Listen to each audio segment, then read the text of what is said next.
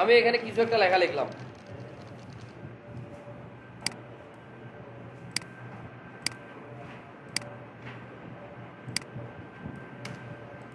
এখন এই লেখাটা এখানে লিখলাম, তো আমি এই পেজ থেকে এই পেজে আসছি কিভাবে? এন্টার দিয়ে দিয়ে, মানে এন্টার দিয়ে এক লাইন লিখলাম, দুই লাইন লিখলাম, এবার লাইন লিখতে লিখতে লিখতে লিখতে একদম জায়গা যেহেতু নেই, তাহলে নিচেরটা কই চলে গেছে? দ্বিতীয় পেজে চলে গেছে। এখন এইভাবে লিখলে অসুবিধাটা কি? অসুবিধা হচ্ছে যে মনে করেন আমি এখানে এটা ডিলিট করে দিলাম, এই পেজে আমি নতুন একটা লেখা লিখতেছি, নতুন একটা লেখা আমি এখানে লিখবো। যেমন দেখেন এখানে নতুন একটা লেখা লিখলাম, লেখার পরে ওইটা যতই লেখাটা বাড়তেছে, নিচে ওই যে ডান পাশের পেজে যে লেখাটা আছে ওইটা নিচের দিকে চলে যাচ্ছে না? তাহলে এটা একটা অসুবিধা না? মনে করেন আমি একটা লেখা একটু পর্যন্ত লিখলাম আর কি, একটা পেজে আমি এতটুকু পর্যন্ত কিছু লেখা লিখলাম, কারণ আমি চাচ্ছি যে এই অবস্থায় তারপরে পেজে চলে যাবে। ঠিক আছে, তো আমি যদি এন্টার দিয়ে যাই, এন্টার দিয়ে গিয়ে যদি এখানে যাই, এখানে কিছু নতুন লেখা লিখি, তারপর যদি কোনো কারণে আবার এখানে আবার লেখার দরকার হচ্ছে, তখন যদি আমি আবার এখানে লেখা লিখি, তাহলে দেখা যাচ্ছে যে ওই পেজেরগুলো কি হচ্ছে? সরে যাচ্ছে। তাহলে এই কাজটা দূর করার জন্য আমি কি করব? এখান থেকে একটা পেজ ব্রেক দিবেন। পেজ ব্রেক দিবেন যে কি দিয়ে? কন্ট্রোল এন্টার দিয়ে। এখান থেকে মনে করেন আমি একটা কন্ট্রোল এন্টার দিলাম, মানে কি লেখা আছে? কি লেখা আসছে?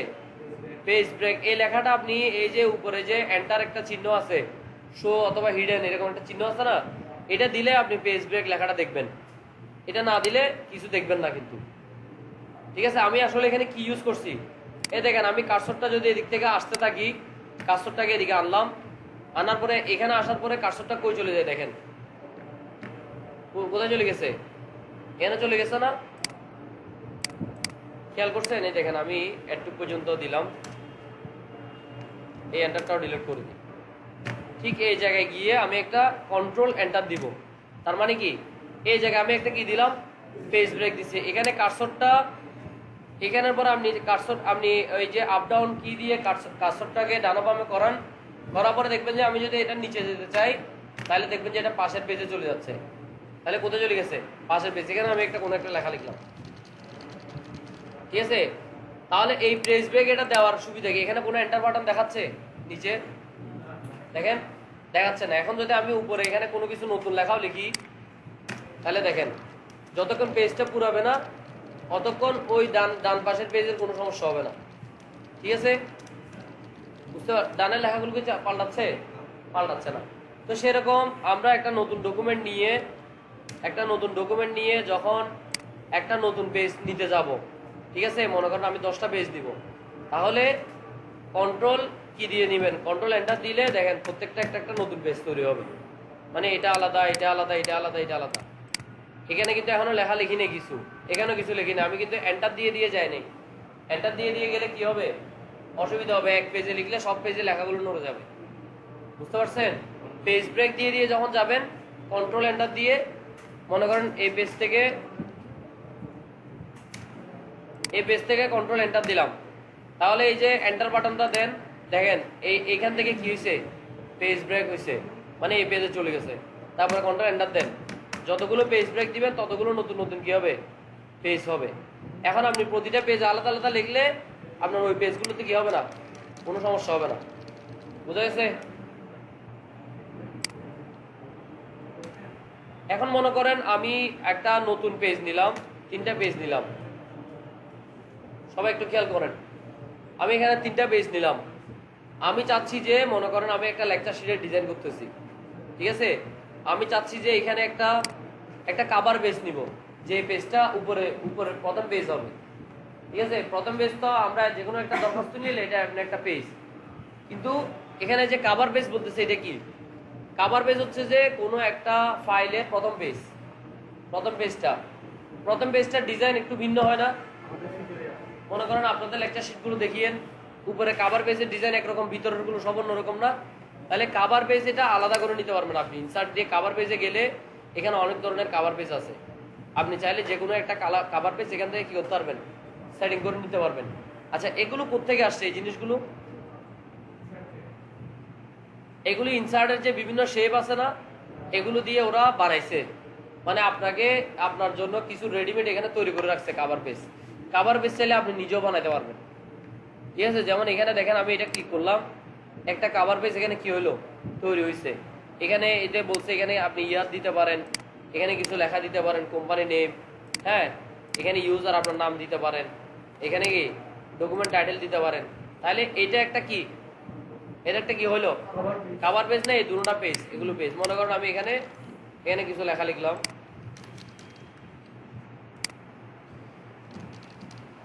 তাহলে এই তিনটা পৃষ্ঠা হচ্ছে আমার এমনি পৃষ্ঠা, আর এটা হচ্ছে কি কাভার পেজ মানে প্রথম পেজটা।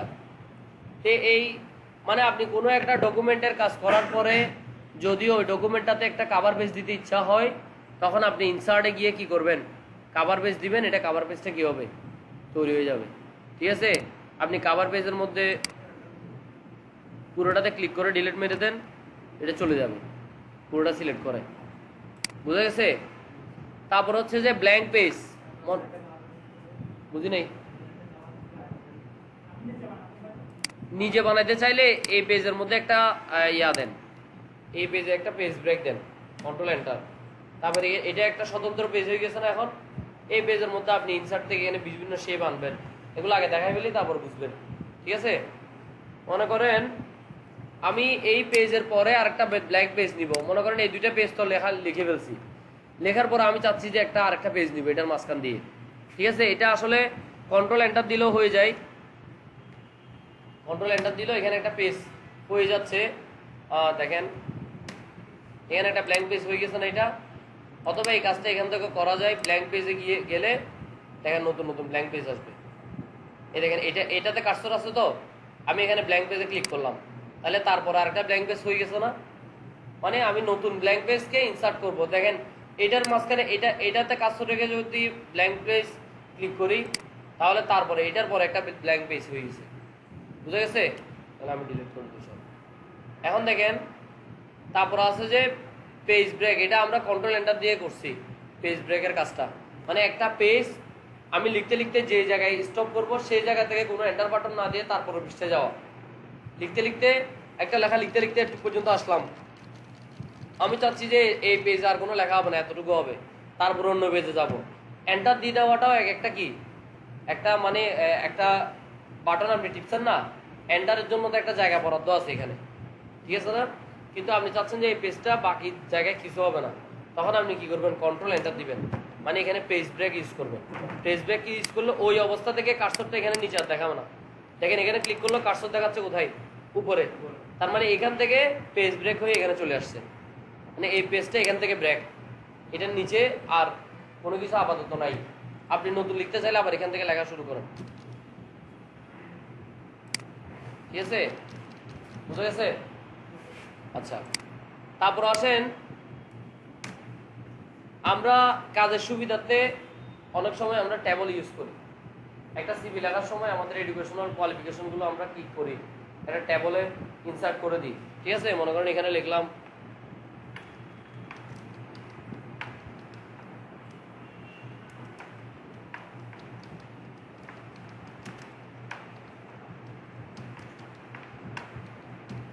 ঠিক আছে, লেখার পরে আমি চাচ্ছি যে এখানে একটা কি দিব, ট্যাবল দিব।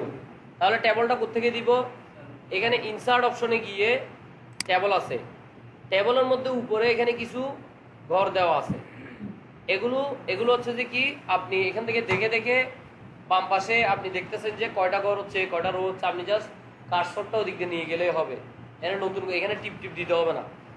যখন মনে করেন আপনি আপাতত দেখতেছেন এরকম, যখন আপনি টিপ দিয়ে এটাকে এভাবে করবেন, টিপ দিয়ে যখন এটাকে আপনি ড্র করবেন, অতটুকুতে ছেড়ে দিলে যতটা ড্র করছেন অতটা কি ঘর রো কলাম হয়ে যাবে। অথবা আমরা যদি ইনসার্টে গিয়ে আপনার ট্যাবলে যাই, ট্যাবলে যাওয়ার পরে নিচে কি আছে, ইনসার্ট ট্যাবল আছে, এই একটা টুল আসবে নতুন, এই টুলের মধ্যে আপনি রো কলাম এগুলো কি করতে পারবেন, নিজের মতো করে সেট করে দিতে পারবেন। মনে করেন আমার 5টা রো, মানে তো বুঝেন রো কোনগুলো, লম্বা লম্বা যেগুলো উপর, আচ্ছা ওইটা কলাম, লম্বা লম্বাটা কলাম, আর পাশাপাশিটা কি রো। মনে করেন আমি একটা পেজ নিব যেটাতে 5টা কলাম থাকবে, দুইটা বা তিনটা রো দিলাম, দেখেন তাহলে এটা 1 2 3 4 5 5 কলাম হয়েছে, আর রো হয়েছে কয়টা? 3টা, 1 2 3।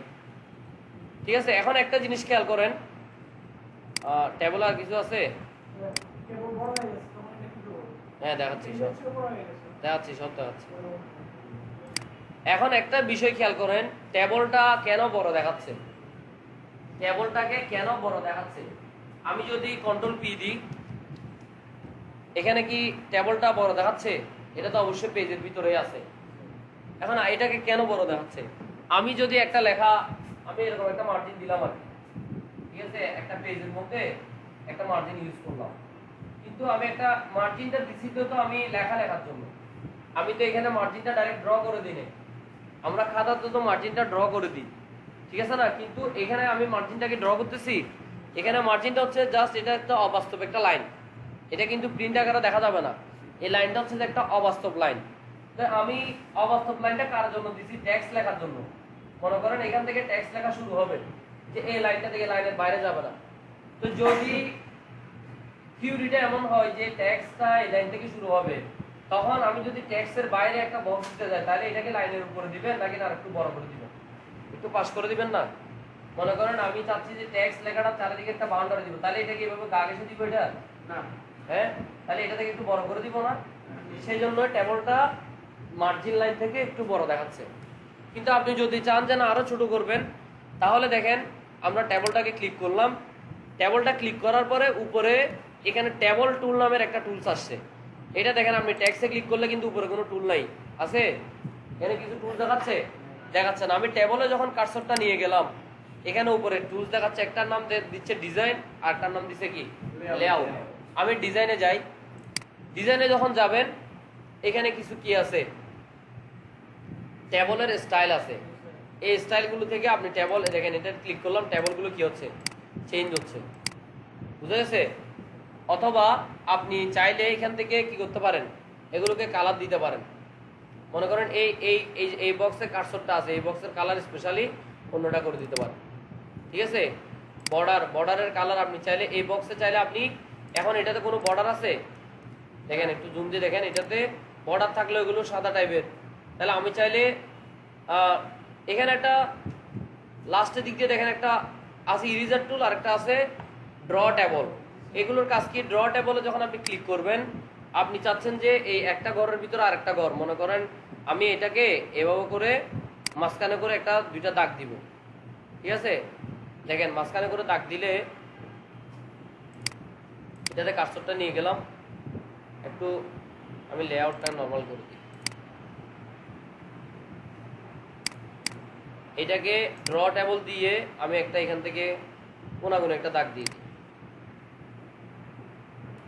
ঠিক আছে? তাহলে এই ঘরটা দুই ভাগে ভাগ হলো না?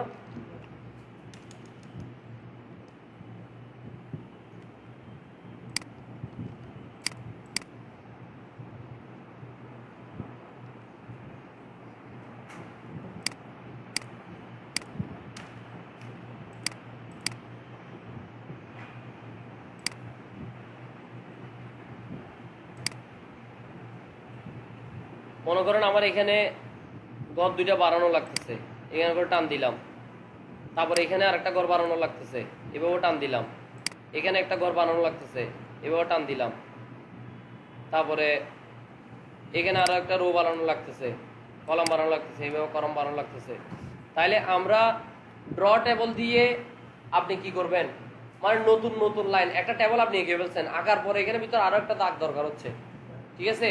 তখন এই ক্ষেত্রে আপনি কি করবেন, এখন এই যে ড্র টেবল করবেন, ড্র টেবলের পাশে এখানে কিছু টুল আছে না, এখানে কিছু লাইন দেখা যাচ্ছে না, আপনি বর্ডারটা কিভাবে দিবেন? আমি যদি এই লাইনটা এভাবে ক্লিক করে এখানে কালারটা যদি চেঞ্জ করে দিই, মনে করেন লাল একটা কালার দিলাম, এটাকে দুই করে দিলাম, পিটি মানে এটা কি পয়েন্ট, মানে 2 পয়েন্ট, দাগটা হবে 2 পয়েন্ট। তাহলে দেখেন এটা ড্র করে এখান থেকে এই লাইনটাকে আমি এভাবে ড্র করে দিই, তাহলে কি হলো, ওই লাইনটা লাল হয়ে গেল না? মানে এখান থেকে যেটা আমি সিলেক্ট করছিলাম সেটাকে আমি কি করতে পারবো, এবার ড্র করতে পারবো, বুঝা গেছে? তারপরে হ্যাঁ এই তো দেখাচ্ছি, ড্র টেবলে নিবেন, ড্র টেবলে নিয়ে এখান থেকে যে ধরনের লাইন আপনার ড্র করতে ইচ্ছা হয় ওই ধরনের লাইনে আপনি ক্লিক করবেন। মনে করেন আমি এই লাইনটা ড্র করব, এটা কতটুকু মোটা দিবেন, কতটুকু মোটা বা চিকন দিবেন, অত এই মনে করেন আমি 1 ইয়া দিলাম। তারপর আপনি এখান থেকে কালারটা চেঞ্জ করে দেন ব্লু কালার। এই যে ড্র টেবলে যাবেন, যাওয়ার পরে এখানে মনে করেন আমি এই দিকে ড্র করে দিলাম, তাহলে এই লাইনটা এরকম হয়ে গেল না? ঠিক আছে। আর ইরেজার টুলের কাজ কি, একটা লাইন যদি বাড়তি আগে মনে হয় এটা ডিলিট করে দিব, ডিলিট, এখানে জাস্ট ক্লিক করবেন ডিলিট। আর এভাবে টেনে ক্লিক করলে দেখেন যা যা আছে সব কি ডিলিট হয়ে যাবে। মানে এই দুইটা ডিলিট করে দেন, ডিলিট। ঠিক আছে। আচ্ছা, আবার এটাকে আনসিলেক্ট করার জন্য এই জায়গায় আরেকটা ক্লিক করবেন, তাহলে আবার কার্সর চলে আসবে। ঠিক আছে। সিলেক্ট করলে এটা ওই অবস্থায় থাকবে, আবার আনসিলেক্ট করলে কি হবে, এই অবস্থায় হবে। এখন আপনি চাচ্ছেন যে এই বক্স, এটাকে যে বক্স আমি কার্সর রাখছি সেই বক্সে কোনো বর্ডার থাকবে না, তাহলে এখান থেকে গিয়ে নো বর্ডার দেন। তাহলে দেখেন ওই বক্সে কি বর্ডারগুলো চলে গেছে। এখানে আর কোনো কোয়েশ্চেন আছে কিনা ডিজাইন টুলের মধ্যে? এই এতটুকু বুঝলে হচ্ছে আপাতত। কারণ আমি চাচ্ছি যে টেবলটার দুই পাশে আমি চাচ্ছি টেবলটাকে আর একটু ছোট করবো। দেখেন টেবলটা যখন নিলাম উপরে, এখানে কিছু ঘর চলে আসছে না, এখানে একটা ঘর, এখানে একটা ঘর, মানে প্রতিটা কলাম রো ইয়া ভার্টিক্যাল লাইনের বরাবর সোজা সোজা এখানে কি আসছে, কিছু ঘর আসছে। এখন আপনি সোজা করতে চাইলে এই দিক থেকেও ছোট করতে পারবেন, অথবা এই ঘরের উপরে, এই দাগগুলোর উপরে যখন আপনি কার্সর নিয়ে যাবেন, দাগগুলোর আকৃতি কি হবে, চেঞ্জ হবে। দেখেন এখানে এই কার্সরটা আরেক রকম হয়ে গেছে না, এটা জাস্ট ধরে এভাবে টেনে দেন, এটা ধরে এভাবে টেনে দেন, কি হয়েছে, বক্সগুলো ছোট হয়ে গেছে। আর এই যে বক্সগুলোর ভিতরের সাইজ বড় ছোট কি দিয়ে করবেন বুঝছেন? ভিতরের সাইজটা বড় ছোট করবেন কিভাবে? ভিতরের সাইজটা নির্ভর করবে যে ফন্টের উপরে। আপনি যত বড় ফন্ট দিবেন ভিতরের তত বড় সাইজ হবে। মনে করেন আমি উপরে এখানে জাস্ট এখানে লিখলাম ইয়ার সিরিয়াল নাম্বার, ঠিক আছে না? দেখেন হ্যাঁ অটোই হবে। এখানে সাবজেক্ট দিলাম, এখানে বোর্ড দিলাম, এখানে অন্য কিছু দিলাম, এভাবে দিলাম। এখানে একটা লিখলাম এসএসসি, ঠিক আছে, এভাবে লিখলেন। এখানে এইচএসসি লিখলেন, ঠিক আছে। এখন মনে করেন এটা একটু বড় দেখাচ্ছে না, এটাকে ছোট করবেন কিভাবে? এভাবে টেনে এখান থেকে ছোট করে দিবেন। এখন আমি এসএসসি এটাকে ধরে আপনি যদি ফ্রন্টটাকে বাড়াতে থাকেন, ঠিক আছে, কন্ট্রোল শিফট ধরে সেকেন্ড ব্র্যাকেট দিতে থাকলাম, তাহলে কি হচ্ছে, ঘরের সাইজটা বড় হচ্ছে না? এটা অটো বড় হবে। ছোট করলে অটো ওই যে প্রথমে যে এরকম ছোট ছিল তার বেশি আর ছোট হবে না। আপনি ম্যানুয়ালি যতটুকু ছোট করছিলেন তার বেশি আর ছোট হবে না, ও অটোমেটিক যতটুকু বড় হয়েছিল ওইটা কি হয়ে যাবে, ব্যাক হয়ে যাবে। বুঝা গেছে? তারপর আসেন এখন এই পুরোটাকে আপনি যদি সিলেক্ট করেন, আপনি এইভাবে দেখেন এই যে এখানে একটা তীর চিহ্ন আসছে না, এইভাবে পুরোটাকে সিলেক্ট করেন। সিলেক্ট করার পরে আপনি এখন হোম বাটনে যান। হোম বাটনে যাওয়ার পরে কথা বলেন না, খেয়াল করেন। হোম বাটনে যাওয়ার পরে আমরা এখন দেখতেছি যে অ্যালাইন কিসে আছে, লেখাগুলো বাম পাশে আছে না? আপনি চাইলে এটাকে সেন্টার করে দিতে পারেন, ঠিক আছে, বা ডানে করে দিতে পারেন, বা জাস্টিফাই করে দিতে পারেন, ঠিক আছে। মনে করেন আমি সেন্টার দিলাম, এইগুলোকে এখানে সবগুলোকে একসাথে বোল্ড করতে পারেন। এগুলো কোত্থেকে সবগুলোকে এভাবে ধরতে হবে আগে, যদি সবগুলোকে একই করতে চান। আর আলাদা আলাদা করতে চাইলে মনে করেন এই লাইনকে করবো শুধু, তাহলে এই লাইনটা ধরেন, এই লাইনটা ধরে এখানে মনে করেন আমি এই লাইনের কালারটাকে চেঞ্জ করে দিই, ঠিক আছে। তারপরে এর ফ্রন্ট কালারগুলো সব সাদা করে দিই। তাহলে এই কাজটা আমি ম্যানুয়ালি করতেছি না। আবার এটা কোথায় আছে? এই যে ডিজাইনের মধ্যে বিভিন্ন ট্যাবল দেওয়া আছে। তাহলে আপনি চাইলে নিজে নিজেও একটা ডিজাইন বানাতে পারেন, অথবা এখান থেকে রেডিমেড যা যা আছে এখান থেকে একটা এনে বসা দিতে পারেন ট্যাবল, আপনার ইচ্ছা, ঠিক আছে। তারপরে টুল, এই ট্যাবলে ক্লিক করলে এখানে আরেকটা মেনু আসে, সেটা হচ্ছে লেআউট। লেআউট মানে কি? মনে করেন আপনি একটা রো এখান থেকে ডিলিট করবেন, এখান থেকে একটা রো ডিলিট করবেন, ডিলিট, ঠিক আছে, এভাবে ডিলিট করবেন। অথবা একটা জিনিস এখানে ইনসার্ট করবেন, এখানের মধ্যে আরেকটা লাইন ইনসার্ট করবেন, দেখেন মাঝখানে আরেকটা রো ইনসার্ট হইলো। এখানে যে এই এমএস ওয়ার্ডের সবচেয়ে বড় সুবিধা হচ্ছে যে সব চিহ্ন আপনাকে এখানে দেওয়াই আছে, বুঝতে আর অসুবিধা নাই। যেটা যেভাবে লেখা আছে ওইটা এইভাবে কাজ করবে। ইনসার্ট রাইট, যেমন এই কার্সরটা এখানে আছে, এখানে বুঝাচ্ছে যে এরকম একটা কলাম ইনসার্ট হবে কোথায়, রাইটে। দেখেন এটা দিলাম, তাহলে রাইটে একটা কলাম ইনসার্ট হয়েছে, ঠিক আছে না? আর যদি এই কার্সরটা দেওয়া আছে, যদি দেখেন যে ইনসার্ট লেফট, তার মানে লেফটে একটা কলাম কি হবে, ইনসার্ট হবে। এই আমাকে কষ্ট করে আর রাখতে হচ্ছে না, বুঝা গেছে? তারপর এখানে আছে মনে করেন ইনসার্ট বিলো, বিলো দিলে ওইটার নিচে একটা রো, রো একটা ইনসার্ট হবে। আর এখানে ইনসার্ট অ্যাবাভ দিলে উপরে একটা কলাম রো ইনসার্ট হবে। জাস্ট এতটুকু।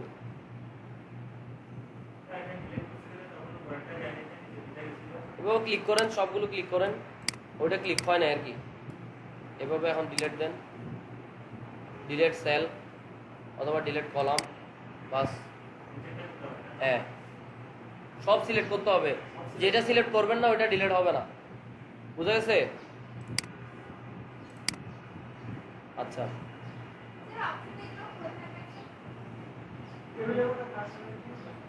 আমরা ট্যাবল যখন ক্লিক করব, দেখেন যদি আপনি লেখাতে ক্লিক করেন তাহলে ওই অপশনটা আসবে না। যদি ট্যাবলে ক্লিক করেন, উপরে একটা অপশন আছে লেআউট, একটা অপশন আছে কি ডিজাইন। এখানের মধ্যে মনে করেন এখানে একটা কোনো কারণে একটা দাগ বড় আছে, হ্যাঁ, এগুলো এরকম এরকম আছে। আমরা যদি সবগুলো সিলেক্ট করে এখানে একটা লেখা আছে অটো ফিট, এটা দিয়ে দেখি অটো ফিট কি আছে, কন্টেন্ট উইন্ডো কলাম ওয়াইড, মনে করেন অটো ফিট কলাম ওয়াইড দিলাম, অথবা অটো ফিট, এই দেখেন অটো ফিট উইন্ডো দিলাম, তাহলে এটা উইন্ডো যত বড় অত অটোমেটিক ফিট হয়ে গেছে না আপনার টেবিলটা। অটো ফিট এখানে কলাম দিলে হচ্ছে না কেন, সেটা অ্যালাইন দিই।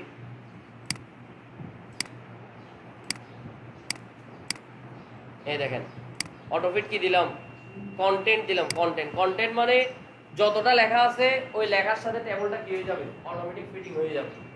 মানে জাস্ট লেখার সাইজ যতটুকু টেবিলটা হবে অতটুকু। এখানে অটো ফিট যদি আবার কলাম ওয়েট দেন, তাহলে এক একটা কলাম যতটুকু সাইজ আমরা করে রাখবো ওই সাইজ অনুযায়ী কলামটা সেটিং হবে টেবিলটা।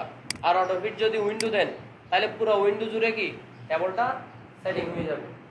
মানে এগুলো হচ্ছে যে আপনি কাজ না করার জন্য, একটু কষ্ট কম করার জন্য এই কাজগুলো, মানে আবার ডিলিট করবেন, এটাকে আবার ছোট করবেন টেনে টুনে, এই কাজটা না করার জন্য এরকম। আপনি এখানে যতটা লেখা আছে ওই লেখা অনুসারে যদি টেবিলটাকে সাইজ করতে করে ফেলতে চান, তাহলে এই টেবিলটাকে দেখেন উপরে একটা এরকম যোগ চিহ্ন আছে, এখানে ক্লিক করলে পুরোটা সিলেক্ট হয়ে যায়, ঠিক আছে? আপনি লেআউটে যান, এখানে অটো ফিট দিয়ে কন্টেন্ট দেন, তাহলে জাস্ট লেখা পরিমাণে টেবিলটা ছোট হয়ে যাবে। বুঝতে পারছেন? আচ্ছা, টেবিল সম্বন্ধে এতটুকু বুঝলে হচ্ছে। তারপর ইনসার্ট আমাদের আর কি কি আছে দেখি। টেবিলটাকে আমরা ডিলিট করে দিই আপাতত। এখানে আছে কি পিকচার, পিকচারে একটা পিকচার আমাদের দরকার হচ্ছে।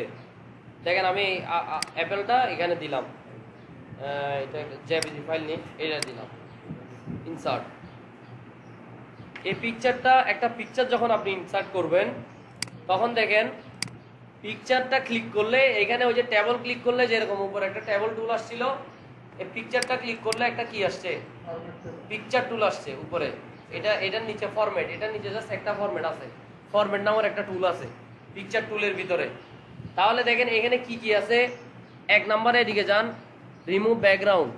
কোনো একটা ছবি যদি পিছনে সাদা অবস্থায় থাকতো, তাহলে আপনি ওই ব্যাকগ্রাউন্ডটা রিমুভ করতে পারতেন।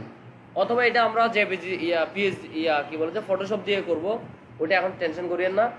যে এই ছবির মনে করেন কালার টালার একটু আপনি সেটিং করবেন, এখান থেকে কি কারেকশনে যায়, দেখেন এখানে কালারগুলোকে লাইট ডিপ করতে পারবেন, ঠিক আছে?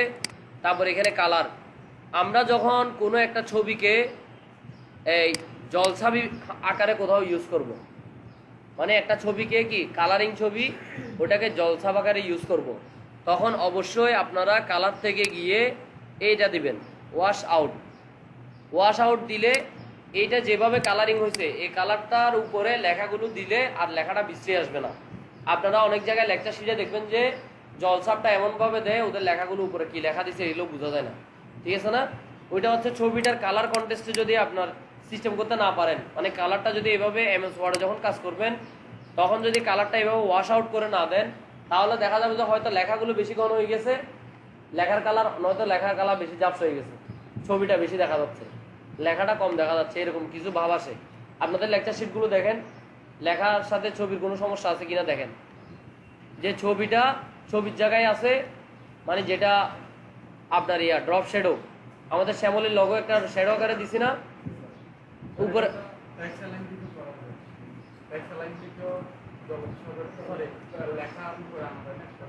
না না, লেখার উপরে না, আমি উপরে নিচের কথা বলতেছি না, আমি জলছাপ যখন দিবেন ছবিটার কালারের কথা বলতেছি। ছবিটার কালারটা কি হিসাবে দিবেন? ওয়াশ আউট, এখান থেকে কালারে গিয়ে এটাকে ওয়াশ আউট করে দিবেন। আর যদি আপনি ওইটাকে সাদা কালোতে দেখতে চান তাহলে কি করবেন, এখানে একটা অপশন আছে ব্ল্যাক অ্যান্ড হোয়াইট, এই যে ব্ল্যাক অ্যান্ড হোয়াইট আছে না, ব্ল্যাক অ্যান্ড হোয়াইট করে দিবেন, বাস সাদা কালো। এটা এই ছবির ক্ষেত্রে এরকম কোনো একটা লগো হইলে লগো আমরা ব্ল্যাক অ্যান্ড হোয়াইট দিয়ে কি করতে পারি। দেখেন আমরা একটা লগো নিই, মনে করেন এই লগোটা, এটাকে আপনি এখান থেকে গিয়ে কালার থেকে গিয়ে কি করে দিবেন, এই যে ব্ল্যাক অ্যান্ড হোয়াইট, বাস ঠিক আছে। হ্যাঁ, এটা ব্ল্যাক অ্যান্ড হোয়াইট করার পরে না, ওয়াশ আউট করে দিলে তো কালারই থাকতেছে।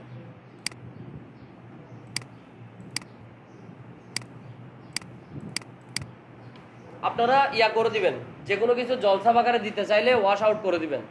সাদা কালো প্রিন্টারে বের করলে প্রিন্টারের মধ্যে অপশন দেওয়া যায়, আপনি যখন একটা জিনিস প্রিন্ট করবেন প্রিন্টারের মধ্যে সাদা কালো দিবেন না কালারিং দিবেন, এরকম একটা অপশন আছে। সাদা কালো সিলেক্ট করে দিলেও অবশ্যই সাদা কালোই আসবে। যেমন আপনাদের লেকচার শিটগুলো কালারিং করছি না আমি, এগুলো সব কালারিং না, কিন্তু আপনাদের কাছে পাইছেন কি সাদা কালো। তো সাদা কালো প্রিন্টার দিয়ে করলে এটা সাদা কালো বের হবে।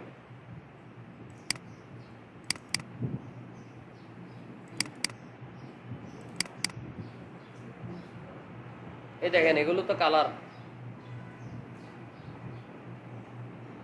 এগুলো কালার না, কিন্তু আপনারা পাচ্ছেন কি সাদা কালো। তার মানে প্রিন্টার কালার প্রিন্টার দিয়ে করলে কালার প্রিন্ট পাবেন, সাদা কালো দিয়ে করলে সাদা কালো প্রিন্ট হবে। ঠিক আছে, আপনি কালার কন্ট্রাস্টটা কি দিয়ে রাখবেন, ওয়াশ আউটে দিয়ে রাখবেন কখন, যখন এটাকে জলছাপ আকারে ইউজ করতে যাচ্ছেন। বুঝা গেছে?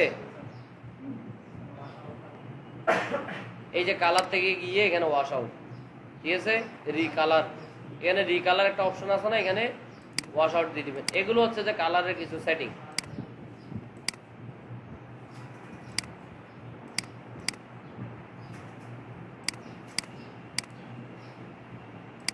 এই ছবিটার জায়গায় মনে করেন আমি অন্য একটা ছবি দিব, মানে এটার জায়গায় আমি এটাকে ডিলিট করতেছি না, তাহলে এখানে জাস্ট এখানে কি আছে, চেঞ্জ পিকচারে যাবেন, মনে করেন এটাতে আপেল দিয়ে দিলাম, বাস ওই ছবির জায়গায় এই ছবিটা বসে গেছে। আগের ছবিটা কি হয়েছে, অটো ডিলিট হয়ে গেছে। আচ্ছা, আর এইদিকে দেখেন কিছু অপশন আছে, এগুলো হচ্ছে ছবিটাকে নিয়ে আপনি একটু কি করতে পারবেন, এখানে একটু ডিজাইন দিতে পারবেন। ঠিক আছে, এরকম কিছু রেডিমেড কিছু ডিজাইন আছে, এগুলো দিতে পারবেন ছবিটাতে। তারপর এখানে দেখেন এই যে পিকচারের চারিদিকে একটা বাউন্ডারি দিতে পারবেন, তারপরে পিকচারের মধ্যে ইফেক্ট দিতে পারবেন। এই যে এখানে কিছু রেডিমেড যা ছিল ওগুলো আপনি এখন বানাতে পারবেন আপনার মতো।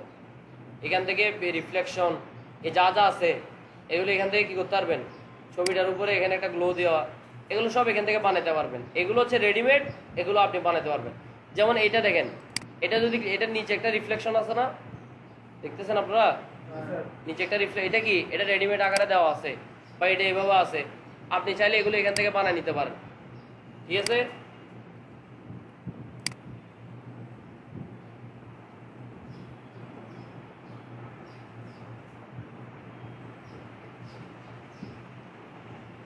আচ্ছা এখানে আরেকটা বিষয় হচ্ছে যে আপনি ছবিটাকে নাড়াইতে যাচ্ছেন, এখন দেখেন ছবিটা কিন্তু নড়ে না। আমি যদি ইনসার্ট করার পর এটাকে আমি কিছু করছিলাম আর এটা দেখেন নাড়াইলে নড়বে না, নড়তেছে। এখন আপনি নাড়াবেন কিভাবে একটা ছবিকে, এই যে এখান থেকে একটা র্যাপ টেক্সট আছে WRAPTEXT, ঠিক আছে, এখানে ক্লিক করবেন। ক্লিক করে এখানে অনেক ধরনের অপশন আছে। এখানে যদি থ্রো দেন, থ্রো দিলে এক ধরনের, থ্রো দিলে এটাকে নাড়ানো যাবে, কিন্তু থ্রো দেওয়ার মধ্যে পার্থক্য কি, মনে করেন একটা লেখা আমি এইভাবে লিখলাম,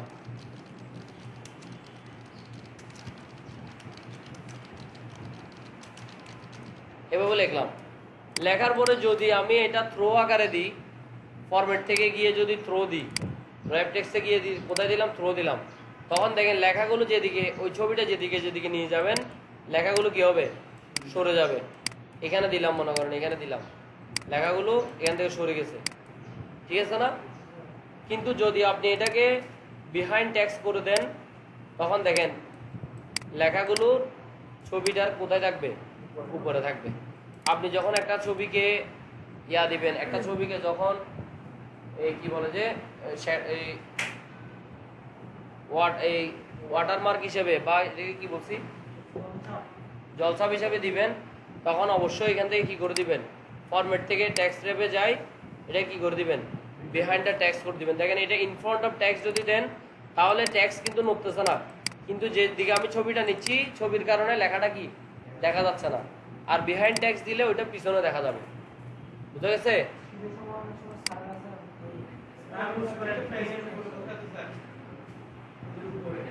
বুঝিনি? পেজের উপরে আসতেছি, ওগুলো এখনো আসি নাই, দাঁড়ান বলবো। তাহলে ছবি নিয়ে আর বাকিগুলো আপনারা টিপে টিপে করে দেখিয়েন কি হচ্ছে না হচ্ছে, এতটুকু বুঝলে হবে। তারপরে ইনসার্ট থেকে আমরা আমাদের এখানে কি আছে, ক্লিপ আর্ট। ক্লিপ আর্ট কি? ক্লিপ আর্ট মানে কিছু সিম্বল, ঠিক আছে? মনে করেন একটা অফিসের সিম্বল, একটা লোক অফিসে যাচ্ছে, বা একটা বিল্ডিং এর সিম্বল, এই ধরনের এগুলোকে বলে ক্লিপ আর্ট। আপনি একটা ক্লিপ আর্ট মনে করেন এখানে দিতে যাচ্ছেন, ক্লিপ আর্টে ক্লিক করবেন। ক্লিপ আর্টে ক্লিক করার পরে ডান পাশে একটা কলাম আসছে না, ক্লিপ আর্ট, এখানে আপনি মনে করেন একটা জিনিস লিখে দিলেন বুক। তাহলে দেখেন আপনার এখানে এমএস ওয়ার্ডে উইন্ডোজ যখন সেটআপ দিবেন, ওয়ার্ড যখন সেটআপ দিবেন, আপনার এখানে কিছু ক্লিপ আর্ট এরকম অটো সেটআপ হবে, ঠিক আছে? এগুলো থাকলে আপনি এখান থেকে দিয়ে দেন। মনে করেন এই বুক নামে দুই একটা ক্লিপ আর্ট আসছে, এখান থেকে একটা দিয়ে দেন। এটা ক্লিক করে জাস্ট ক্লিক করলেও হবে। এই ক্লিপ আর্ট আসার পরে বাকি কাজগুলো ছবির মতো। একটা ছবিতে আমরা যেরকম ছবিতে ক্লিক করলে এখানে উপরে একটা পিকচার টুল পাইছিলাম, ক্লিপ আর্ট ক্লিক করলেও উপরে একটা পিকচার টুল আসবে, এবং এটার কাজগুলো সেম। আপনি যদি বিহাইন্ড দ্য টেক্সট দেন তাহলে এটা টেক্সটের পিছনে থাকবে, ঠিক আছে? আর যদি in front of text then তাহলে টেক্সটের উপরে থাকবে। আর যদি থ্রো দেন তাহলে কি হবে, এটা যেদিকে যেদিকে নেবেন লেখাগুলো দিক থেকে কি হবে সরে যাবে, এবং এটাকে আপনি একসাথে বড় ছোট করতে পারেন, ঠিক আছে?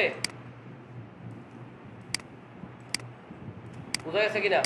এরকম আরো ক্লিপ আর্ট আপনি আনতে পারেন, যেমন এখানে অফিস লিখে দেন, ঠিক আছে? অফিসিয়াল কিছু ক্লিপ আর্ট এখানে আসছে, অথবা আপনি কম্পিউটার লিখে দেন, ঠিক আছে? কম্পিউটারে কিছু কি আসছে, ক্লিপ আর্ট আসছে, মানে এটা ক্লিক করলাম, এটাকে এখান থেকে থ্রো দিলাম, তাহলে দেখেন দুইটা ক্লিপ আর্ট। তাহলে এগুলোকে কি বলে, এগুলোকে কি বলে ক্লিপ আর্ট। এগুলোকে আপনি চাইলে এখান থেকে ক্লিক করে এই যে এখানে কিছু ডিজাইন দিতে পারবেন এরকম, ঠিক আছে? বা এখান থেকে লেখা টেখা চেঞ্জ করতে পারবেন, কালার চেঞ্জ করতে পারবেন, এই ধরনের এগুলোতে কিছু ইফেক্ট দিতে পারবেন। তারপর আসেন এই মেনুটাকে এদিকে ক্রস চিহ্ন দিলে এটা চলে যাবে। এখন ইনসার্ট আর কি আছে, শেপ, শেপস না শেপস। এখানে কি কি আছে মনে করেন, এখানে রেক্টেঙ্গুলার আছে, ইলিপ্টিক্যাল টুল, এখানে যত ধরনের শেপ আছে সবগুলো আপনি এখানে আঁকতে পারবেন। দেখেন আমি এই স্টার শেপটা নিলাম, এটা এখানে আঁকলাম এভাবে। এটা আঁকার পরেও ঠিক এটাতে যদি শেপে যদি ক্লিক করেন, উপরে একটা টুল আসছে, কি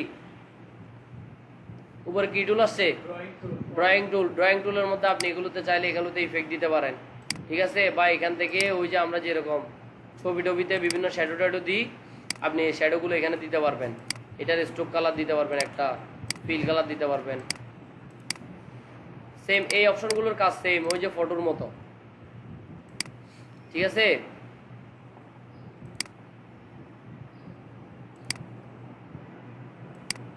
এই দেখেন আমি যখন শেপটাকে ক্লিক করে ফরম্যাটে গিয়ে এই যে উপরে একটা অপশন আছে এডিট, এখান থেকে যদি এডিট পয়েন্ট দেন তাহলে আপনি প্রত্যেকটা পয়েন্ট ধরে ধরে কি করতে পারবেন, এগুলোকে নাড়াতে পারবেন, শেপটাকে চেঞ্জ করতে পারবেন। বুঝা গেছে? হ্যাঁ, এই যে ফরম্যাটে গেলাম, ফরম্যাটে গিয়ে এই যে উপরে এখান থেকে যদি চেঞ্জ শেপ দেন তাহলে ওই জায়গায় অন্য একটা শেপ হয়ে যাবে। আর যদি এখান থেকে এডিট পয়েন্ট দেন তাহলে প্রতিটা পয়েন্ট আলাদা আলাদা কি যতগুলো পয়েন্ট থাকবে পয়েন্টগুলোকে আলাদা আলাদা নাড়াতে পারবেন। আর যদি এমনিতে সিলেক্ট করেন তাহলে কোনাকুনিভাবে যদি কমান তাহলে পুরোটা একসাথে কমবে, ইন্ডিভিজুয়ালি কোনো পয়েন্ট কি কমবে না। ইন্ডিভিজুয়ালি পয়েন্ট কমাইতে হলে আপনাকে এই জায়গায় যেতে হবে যে এটাকে ক্লিক করবেন, ক্লিক করে ফরম্যাটে যাবেন, ফরম্যাটে গিয়ে এখানে ইন্ডিভিজুয়াল পয়েন্টে ক্লিক করবেন, এডিট পয়েন্টে, তখন একটা একটা পয়েন্ট আপনি নাড়াতে পারেন। বুঝি নাই? ছবির ক্ষেত্রে দেখি আমরা, ইনসার্ট পিকচার যান,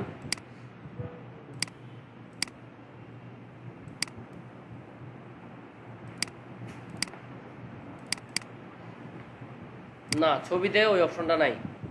ছবি পারবো যে আমরা ফটোশপে, আমরা এখানে পারবো না এটাকে। ঠিক আছে, ছবি আসলে এটা হ্যাঁ ছবিটা দেখেন, ছবিটা কিন্তু আসলে এরকম কোনো শেপ না। এখানে অনেকগুলো অনেকগুলো আপনার ইয়ে আছে, পিক্সেল আছে। তো এই ধরনের ছবির কাজগুলো করার জন্য এখানে স্বাধীনতা দেয় নাই। এখানে কিছু জাস্ট আপনি বাড়তি শ্যাডো রেডো ইউজ করতে পারবেন, আর কিছু না। এটাকে আমরা কি করছিলাম, ফরম্যাটে গেছিলাম, এই যে এখান থেকে কোথায় চেঞ্জ শেপে যাই, এডিট পয়েন্টে যাবেন, এডিট পয়েন্টে গিয়ে জাস্ট পয়েন্টগুলোকে আপনি কি করবেন, নাড়া দাম, একটা একটা পয়েন্ট ধরে ধরে নাড়া। বুঝতে পারছেন?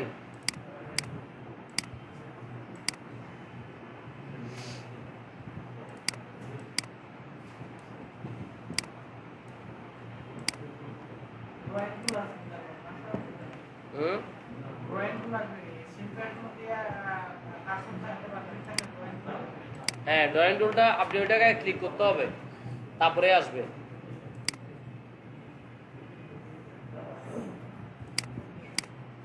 আচ্ছা বুঝছেন? শেপ টুল মানে আপনি বিভিন্ন শেপ এখান থেকে ইনস্টল করতে পারবেন, ভিতরে নিতে পারবেন। তারপরে আসেন, এটা কি আছে, স্মার্ট আর্ট। এটার মানে কি, এখানে কিছু চার্ট আছে নির্দিষ্ট।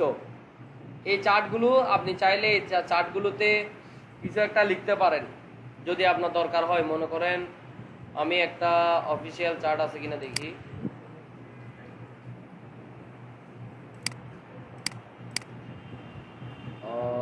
মনে করেন এই চার্টটা আমি ইনসার্ট করলাম, ওকে ঠিক আছে। এখানে একটা চক্র, মনে করেন এখানে লিখলাম ফাদার, এখানে লিখলাম মাদার,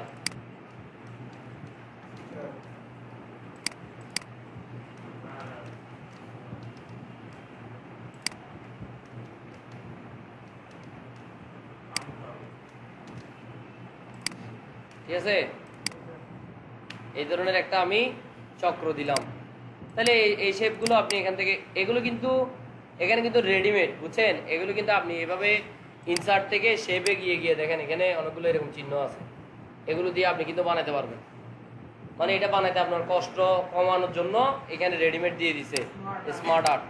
স্মার্ট আর্টের মধ্যে অনেকগুলো রেডিমেড শেপ আছে, আপনি যে শেপটা ইউজ করতে চান ওই শেপটা ইউজ করতে পারেন, সমস্যা নেই। স্মার্ট আর্টে ক্লিক করলে এখানে দেখেন, এই দেখেন লেখাগুলো এখান থেকে চেঞ্জ করার অপশন আসছে, এটাকে অবশ্য কেটে দিই।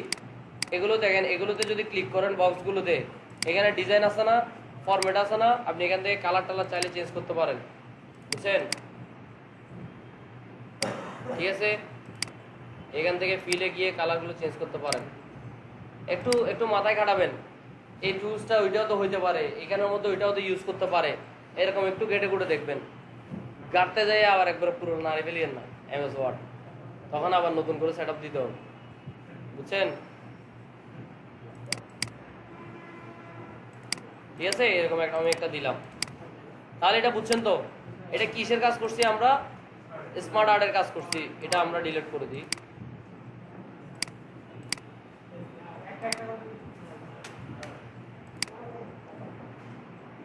তারপর আসেন চার্ট। আমাদের কাছে অনেক ধরনের চার্ট থাকতে পারে। এই চার্টগুলো, চার্টের যখন কাজ করবেন, একটা দেখেন আমি পাই চার্টের একটা কাজ করি। মনে করেন আপনাদের স্টুডেন্ট, আমি একটা পাই চার্ট নিলাম, পাই চার্ট নিয়ে এখানে পায়ে ক্লিক করলাম। পাই এখানে অনেক ধরনের পাই আছে না, আমি 2 নম্বরটা দিলাম, বা 1 নম্বরটাই 2 নম্বরটাই দেন, ওকে দেন। পাই চার্ট যখন আপনি ক্লিক করবেন, দেখেন পাশে দিয়ে একটা কি চলে আসছে, পাশে যেটা আসছে ওটা কি, কোন সফটওয়্যার? এমএস এক্সেল না? এক্সেলের মধ্যে উপরে কিছু কি চলে আসবে, এখানে এখানে এই যে যতগুলো পাইয়ের ঘর আছে অতগুলো ঘর এখানে চলে আসবে। আপনি চাইলে ঘর আরো বাড়াতে পারেন, এখানে ক্লিক করে ঘর আরো কি বাড়াতে পারেন, কিন্তু এখানে আমি আরো ঘর আমার আরো কমানো দরকার, আমি আরো কমাইলাম। মনে করেন এগুলো আমি ডিলিট করে দিলাম, 0 ডিলিট। ডিলিট বাটন দিলে এখানে ক্লিক করে ডিলিট দিলে এগুলো কি হয়ে যাবে, ডিলিট হয়ে যাবে। মনে করেন আমি এখানে সেলসের জায়গায় লিখলাম স্টুডেন্ট, ঠিক আছে, এখানে লিখলাম মেল, এখানে লিখলাম ফিমেল,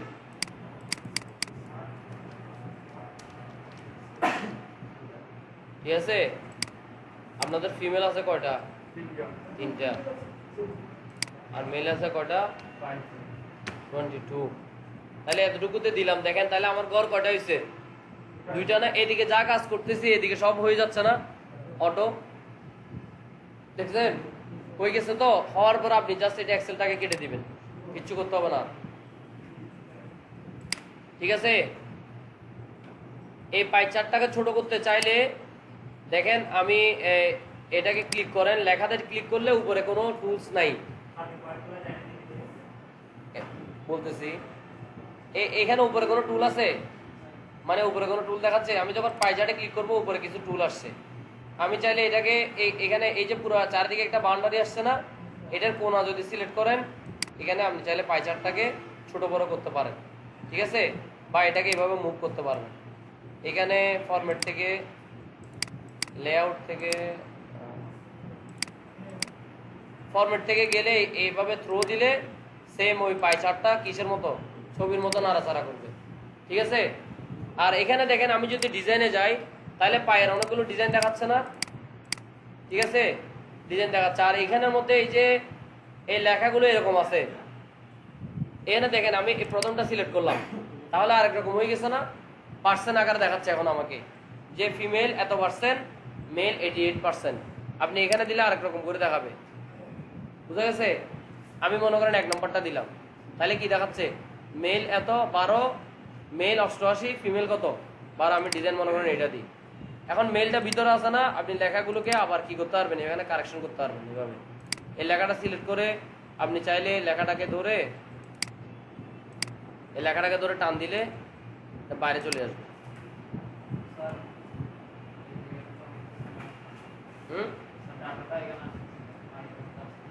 কোন ডাটা আমি আবার দেখাচ্ছি, এটা আবার দেখাচ্ছি, ভালো করে দেখেন। ইনসার্টে যাবেন, চার্টে যাবেন, পাই চার্টে যাবেন, ঠিক আছে। পাই চার্টে গেলাম, যাওয়ার পরে পায়ে যে কোনো একটাতে 2 নম্বরটাতে ক্লিক করলাম। ক্লিক করার পরে এখানে যা যা আছে এখানে লিখতে থাকেন। জাস্ট এখানে মেল লিখলাম, এখানে ফিমেল লিখলাম, ঠিক আছে, এখানে 0 দিলাম, কেটে দিলাম এটাকে, এটাও ডিলিট করে দেন। আপনি এইদিকে কিছু করতে হবে না, এমএস ওয়ার্ডে কিছু করতে হবে না এই অবস্থায়। আপনি জাস্ট এক্সেলের এই শিটগুলোতে এই কলামগুলোতে লিখবেন স্টুডেন্ট, ঠিক আছে। এখানে লিখলাম মনে করেন 23, 22, এখানে দিলাম 3, এগুলো ডিলিট।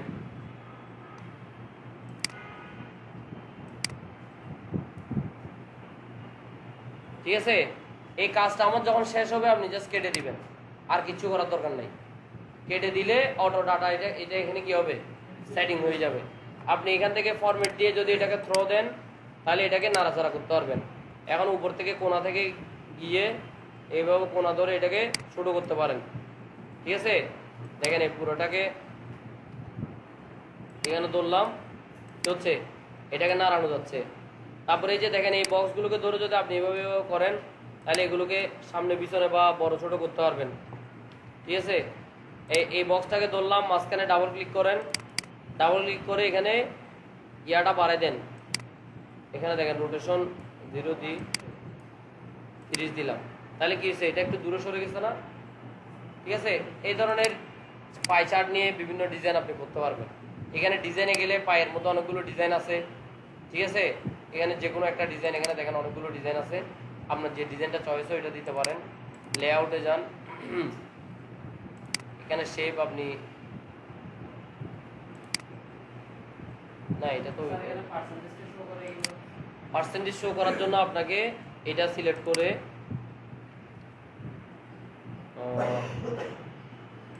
এই পাই চার্টটা সিলেক্ট করে এখানে এই বক্সটা সিলেক্ট করে আপনার এই যে ডিজাইনে যান, এই যে 1 নাম্বার যে এখানে কি আছে চার্ট লেআউট আছে না, চার্ট লেআউটের মধ্যে দেখেন অনেকগুলো লেআউট আছে। আমি 1 নাম্বারটা সিলেক্ট করে দিলাম, তাহলে এটা কি দেখাচ্ছে, পার্সেন্ট আকারে দেখাচ্ছে। ঠিক আছে, এইটাকে এই যে মেইল এটা ভিতরে আছে, আপনি চাইলে এটা ক্লিক করে টান দেন, বাইরে চলে আসবে। ঠিক আছে, এইভাবে কাজগুলো করতে হবে।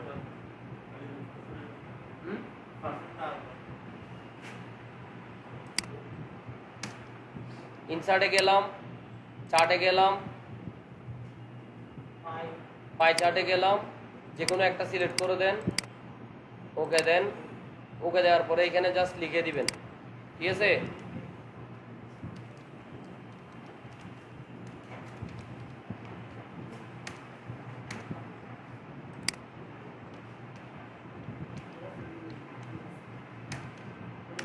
বুঝছেন?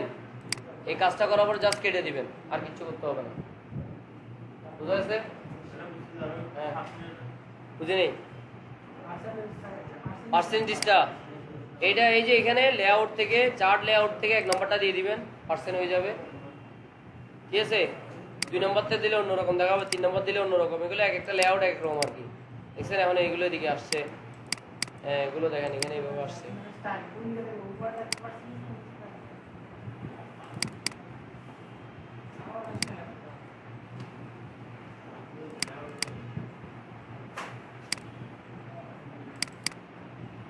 এগুলোকে সিলেক্ট করে ডিলিট করে দিতে পারেন না লাগলে।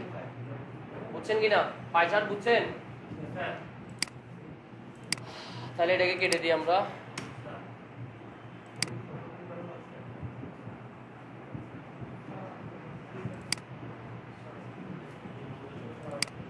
চার্টের মধ্যে আরো অনেক ধরনের চার্ট আছে। কি কি চার্ট আছে? লাইন চার্ট আছে, হ্যাঁ, বার চার্ট আছে। এগুলোই দেখেন বার, বারের মধ্যে অনেকগুলো ডিজাইন আছে, সবগুলো কিন্তু একই রকম। ওকে, এখানে একটা ক্যাটাগরি দেখেন, এগুলো কি এই যে ক্যাটাগরি 1 3 যেরকম দেওয়া আছে, মনে করেন অনেক কোম্পানির কিছু ইয়ে আছে না, কোম্পানির আমাদের এই বছরের ইনকাম কত, হ্যাঁ মনে করেন এটা বাদ দেন, এটা না করি, আমরা ইনসার্ট দিয়ে ক্যারেক্টারে দিয়ে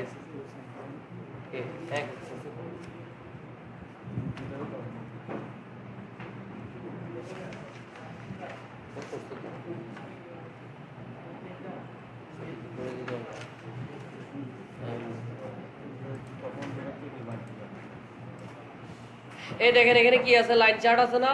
আমরা আমাদের একটা কোম্পানির মনে করেন, যেকোনো একটা কোম্পানির একটা লাইন চার্ট রাখতে পারে, এখানে কত সাল এত সালে এতটুকু গেছে, এরকম কিছু লাইন চার্ট আপনারা আঁকতে পারেন।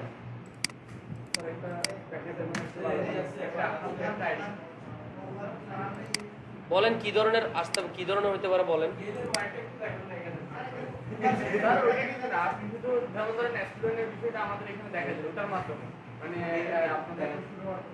আপনি এখানে পাই চার্ট করলো হচ্ছে,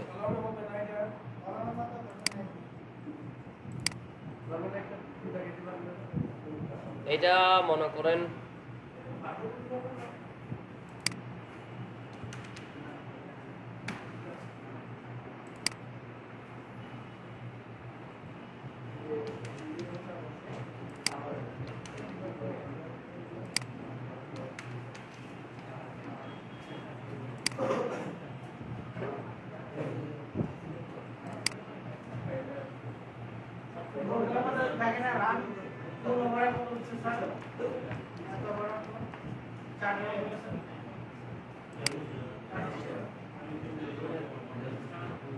এটা 3 নম্বর কলামটা কেটে দিয়ে মেল এন্ড ফিমেল দিয়ে পারে।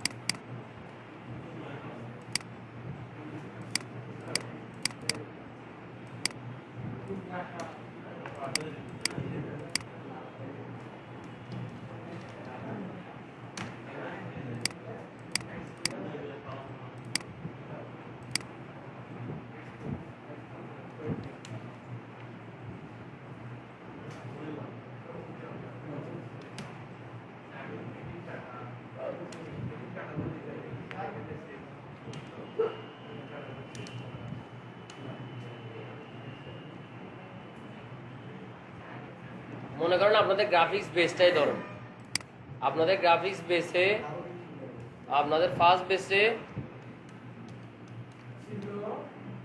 বেসে মেল ছিল 23 জন, ফিমেল ছিল 2 জন। সেকেন্ড বেসে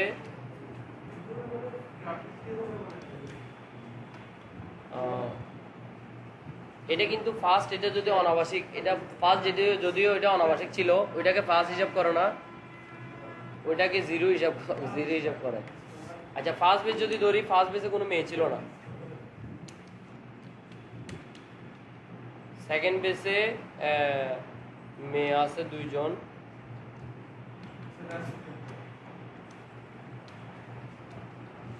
থার্ড বেসে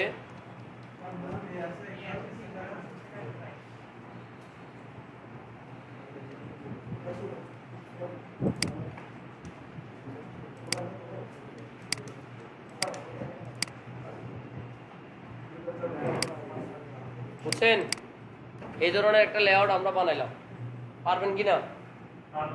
হ্যাঁ, এগুলো ইজি আছে, এগুলো দেখে দেখে করলো।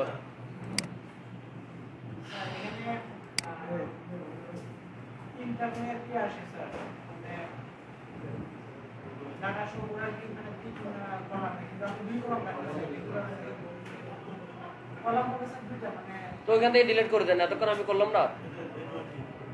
এক্সেল এর মধ্যে কলাম একটা ডিলিট করে দেন।